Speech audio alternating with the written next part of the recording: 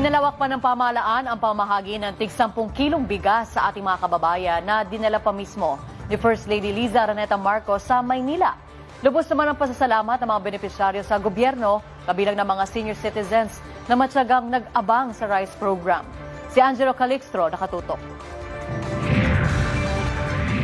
Umabot sa 500 benepisyaryo na kinabibilangan ng mga persons with disabilities, senior citizens at solo parents ang nakatanggap ng tig 10 kilong bigas sa Maynila. Ayon kay Estelita, malaking tulong ang tanggap nilang 10 kilong bigas, lalo na para sa mga katulad niya senior citizen. Dagdag pa niya, limitado ang kanyang kita para sa kanilang pang-araw-araw na pangailangan. Napakamalaking bagay po yan. Lalong-lalo na po doon sa aking mga kabarangay, no po. Akin po laging binibigyan ng tuon pansin yung aking mga kabarangay na mahihirap po or kapos palad po talaga. Dahil sa sobrang pagmahal ng bigas na ito'y malaking tulong po sa kanila. Nagpasalamat din si Emma dahil malaking tulong aniya ang 10 kilong bigas dahil sa patuloy na pagtaas ng presyo ng mga pangunahing bilihin. Aniya, malaking tipid na nila ito para sa mahigit 1 buwan na gastusin. Very hectic ang budget sa mga binibigay sa aming mga anak po.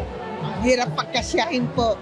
Sa 10 kilong bigas na ibibigay po sa amin, malaking bagay na po sa amin yan. Ikalawang araw na ng pamahagi ng tig 10 kilong bigas sa pangunguna ni First Lady Liza Araneta Marcos. Layunin ng programa na makatulong sa mga pamilyang nangangailangan at mabawasan ang epekto ng mataas na presyo ng mga bilihin.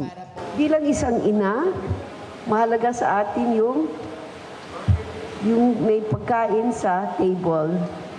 Even if we cannot eradicate poverty, at least we hope that this little thing will help you in the days to come. Sinabi rin ni Mayor Francisco Isko Moreno Dumagoso na paraan ito para maramdaman ng kanyang mga nasasakupan ang tulong ng gobyerno. But today, nagsasama-sama tayo para ipakilala ko sa inyo ang may katang-isip na kung saan maparamdam niya na may gobyerno na umuunawa sa hirap na kinakaharap ng taong bayan.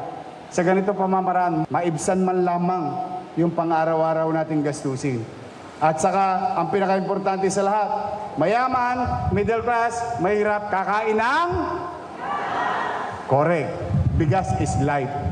Patuloy naman ang pamahalaang lokal at ibang ahensya sa pagpapatupad ng mga programang nakatuon sa pagtulong sa mga vulnerable sector para matugunan ang kanilang mga pangunahing pangailangan sa gitna ng pagtaas ng presyo ng mga bilihin. Angelo Calixtro, IBC News.